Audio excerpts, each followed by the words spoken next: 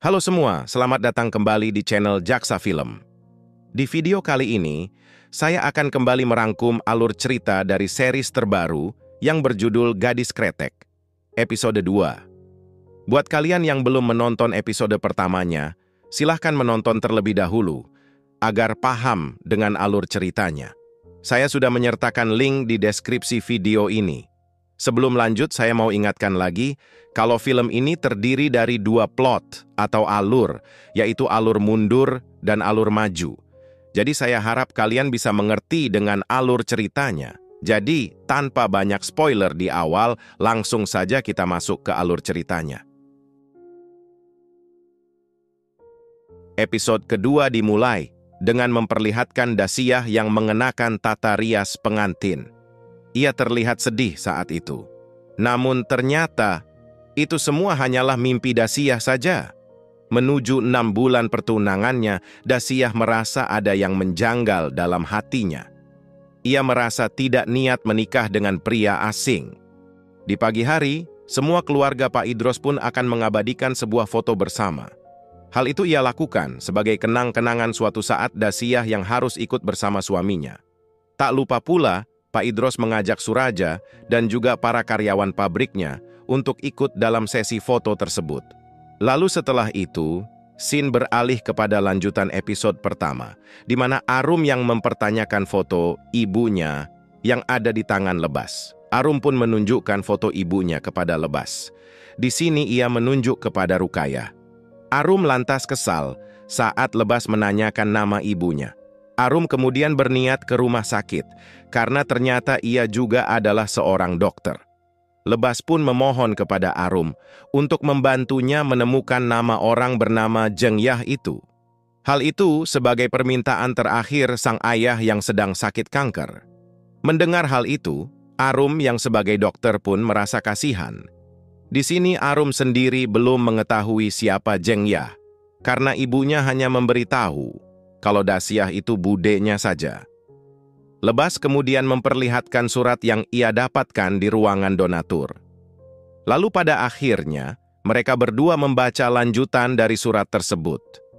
Scene kemudian beralih kepada Dasyah, yang saat itu sedang mengawasi para karyawan pabrik kretek Merdeka. Ia pun kemudian melihat Pak Dibjo yang keluar dari ruang kretek saus. Ia pun kemudian secara diam-diam masuk ke dalam ruangan itu. Ia pun mulai meracik saus kretek di dalam ruangan tersebut, tanpa ada yang mengetahuinya. Namun di sini, tiba-tiba Suraja masuk dan melihat Dasyah sedang meracik saus. Namun untungnya di sini Suraja mau bersikap kooperatif. Di saat Dasyah sedang meracik saus, ia tidak sengaja menjatuhkan sebuah wadah kaca dan membuatnya pecah. Salah satu karyawan dari luar yang bernama Yu Marem mendengar suara pecahan tersebut. Namun di sini untungnya Suraja dapat mengendalikan situasi dan Dasyah pun tidak jadi ketahuan. Keesokan harinya, Dasyah pun melihat Suraja dari balik jendela kamarnya. Ia melihat Suraja sangat pintar berbaur dengan para karyawan di sana. Di waktu yang bersamaan, pesanan tembakau dari kenalan Suraja di utara akhirnya datang. Kenalannya itu bernama Pak Mego. Namun Pak Idros yang melihat hal itu seketika marah, karena tembakau yang dikirim masih dalam keadaan mentah.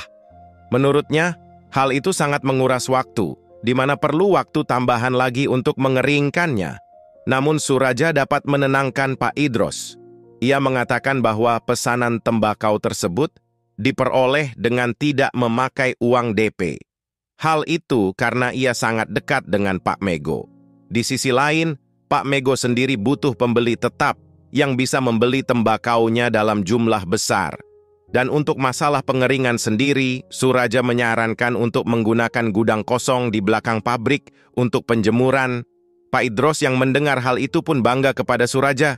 Di umur kurang lebih 3 bulan ia bekerja, ia sudah paham dengan kondisional pabrik itu. Pak Idros pun lega dengan itu semua, karena ia berniat mengangkat Suraja sebagai mandor menggantikan Dasyah kalau suatu saat keluar kota mengikuti suaminya. Scene kemudian beralih ke Lebas dan juga Arum. Arum kemudian berspekulasi bahwa Jengyah yang dimaksud di sini adalah budenya. Namun, ia sendiri mengatakan kalau ia tidak mengetahui keberadaan budenya itu, alias Zheng Yah, karena setiap saat ia menanyakan budenya itu ke ibunya, sang ibu selalu menangis. Arum dan Lebas pun kemudian menuju gudang tempat menyimpan barang-barang donasi. Sedikit info bahwa kebanyakan donasi di museum tersebut berasal dari keluarga Arum. Di saat mereka berdua mencari petunjuk, Sri kemudian datang dan meminta foto bersama Lebas. Karena ia mengetahui kalau Lebas ternyata adalah anak dari perusahaan kretek DR, lalu di sini kita dialihkan ke Dasyah. Saat ia sedang menulis, tiba-tiba Suraja datang dan memberikan kunci ruangan Saus dari balik jendela. Sebagai rasa terima kasihnya, Dasyah pun memberikan kretek kepada Suraja yang dibuat oleh dirinya sendiri. Di keesokan harinya, Pak Idros pun akhirnya mengangkat Suraja menjadi mandor di pabrik itu. Pengangkatannya itu pun disambut baik oleh seluruh karyawan di sana. Di sisi lain, Yumarem pun mengajar Dasyah untuk memasak. Hal itu sebagai persiapan saat ia sudah menikah nanti. Lalu kemudian, di scene berikutnya Lebas kembali menemui Arum. Di sini Arum merasa jengkel karena Lebas ternyata seorang anak perusahaan kretek DR. Ia berpikir bahwa misinya itu semata hanya untuk kepentingan perusahaan saja. Di sisi lain, ia sendiri benci dengan kretek. Namun di sini Lebas mengatakan kalau hal itu tidak ada hubungannya dengan perusahaan. Ia melakukan itu sebagai hal pribadi dan atas kemauan sang ayah. Di saat mereka berdebat, Lebas kemudian mendapat lanjutan dari surat itu, dan mereka berdua pun kemudian membacanya kembali. Lalu kemudian diperlihatkan Dasyah yang saat itu belajar menjahit. Berbeda dari saudarinya itu, Rukayah sendiri bersifat layaknya seperti perempuan pada umumnya. Saat itu juga datang Purwanti dengan membawa bunga mawar merah, suruhan ayahnya, Pak Jagat. Hal itu sebagai ucapan selamat atas pertunangan Dasyah. Namun sepertinya bunga mawar tersebut lebih dari sekedar ucapan selamat pertunangan Dasyah. Karena sebagaimana kita tahu bahwa Pak Jagat punya perasaan kepada Ibu Rumaisa. Purwanti pun kemudian ke pabrik untuk bertemu dengan Suraja. Rukayah pun kemudian memberitahu Dasyah kalau sebenarnya Purwanti suka kepada Suraja. Mendengar hal itu, ekspresi dari Dasyah pun kemudian cemburu.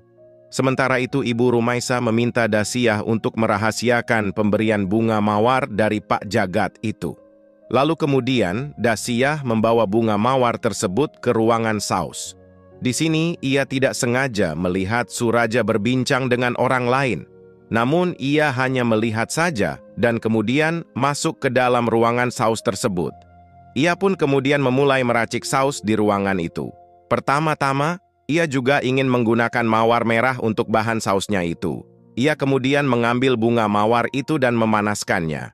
Uapnya sendiri kemudian diekstrak menjadi sebuah tetesan alami. Ia kemudian meracik ekstrak mawar itu dengan bahan-bahan lainnya. Dan pada akhirnya, ia berhasil mendapatkan racikan yang dikehendakinya. Tidak lupa, ia menempelkan label di wadah racikannya tersebut.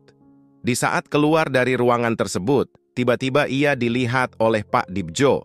Di sini terlihat juga Suraja dan Pak Idros. Pak Dibjo pun kemudian marah kepada Dasyah karena tidak seharusnya masuk ke dalam ruangan itu. Tanpa disangka, Suraja pun membela Pak Dibjo dan berjanji kalau bau-bau perempuan dalam ruang saus itu akan dibersihkan. Suraja juga mengambil racikan dari tangan Dasyah. Suraja pun kemudian menemui Dasyah untuk menjelaskan alasan perbuatannya itu. Namun Dasyah tidak percaya dengan Suraja lagi. Ia berpikir bahwa apa yang selama ini dilakukan ada tujuan tersembunyi. Pertama, ia menjilat Pak Idros dan karyawan lain untuk bisa diangkat menjadi mandor. Kedua, ia sengaja memberikan kunci ruang saus kepada Dasyah hanya untuk menjebaknya.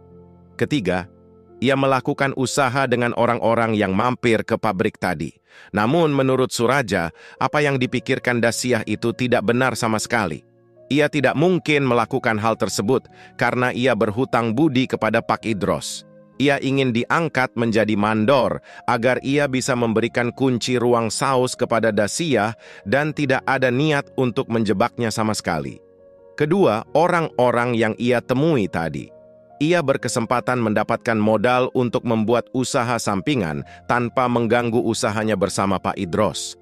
Ia ingin membuktikan diri kepada Dasia. Suraja kemudian mengungkapkan isi hatinya kepada Dasia. Ia mengatakan kalau selama ini ia berusaha menahan perasaannya itu, tapi hatinya berkata lain. Dasia pun heran. Ia merasa bahwa dirinya berbeda dengan perempuan lain. Namun Suraja dapat memahami itu semua dan mengerti dengan Dasia.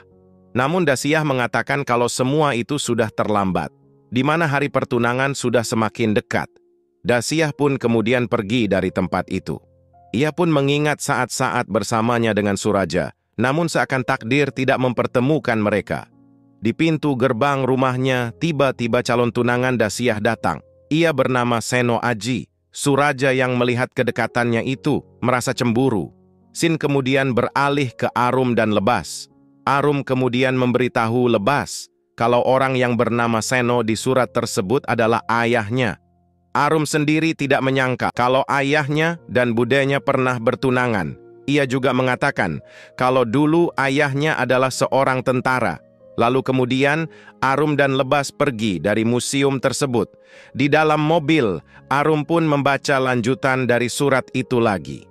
Lalu diperlihatkan keesokan harinya keluarga dari Seno Aji datang, yaitu kedua orang tuanya. Di saat mereka lagi membahas bisnisnya, Pak Tira kemudian heran dengan Dasia yang tertarik dengan pembicaraan mereka. Di keesokan harinya, tibalah waktu pertunangan mereka. Proses pemasangan cincin keduanya pun dimulai. Di sini, Suraja pun hanya bisa pasrah melihat keduanya dari kejauhan. Lalu di scene selanjutnya, memperlihatkan Arum dan Lebas yang menyempatkan waktu untuk makan mie ayam. Di sini terlihat Arum sangat akrab dengan pedagang tersebut, yang bernama Pak Joko. Hal itu karena Pak Joko tersebut adalah mantan pasiennya. Di sini mereka berdua sudah tahu kalau Jengyah itu adalah Dasia, bude dari Arum. Lebas pun kemudian memberikan kotak pemberian ayahnya kepada Arum. Di sini mereka berdua membaca kembali lanjutan surat tersebut. Lalu kemudian diperlihatkan Seno Aji yang pamit kepada Dasia. Pada saat itu ia harus melakukan penugasan militer. Di kamarnya Dasia hanya bisa bersedih akan takdirnya itu. Sin kemudian beralih ke Lebas dan Arum. Mereka berdua pun kehabisan surat dibaca. Namun tak disangka, kotak surat dari ayahnya itu ternyata memiliki ruang yang tersembunyi. Di balik kotak itu, ternyata ada surat juga. Lebas yang melihat itu, kemudian menyadari kalau surat tersebut tulisan ayahnya. Pada akhirnya mereka berdua kembali melanjutkan surat itu. Lalu diperlihatkan Suraja yang gelisah atas pertunangan Seno Aji dan juga Dasia. Ia pun kemudian mendatangi kamar Dasia dan mengungkapkan isi hatinya yang begitu dalam kepada Dasia. Dasia yang mendengar itu pun baper dan segera menutup pintunya. Di sini, aksi yang berpotensi terkena teguran untuk channel saya pun terjadi. Jadi saya minta maaf, karena scene ini harus saya skip. Terima kasih telah menonton video ini sampai selesai. Jangan lupa like dan berkomentar sebanyak-banyaknya agar saya semakin semangat melanjutkan episode ketiga dari series ini. Terima kasih dan sampai jumpa di video berikutnya.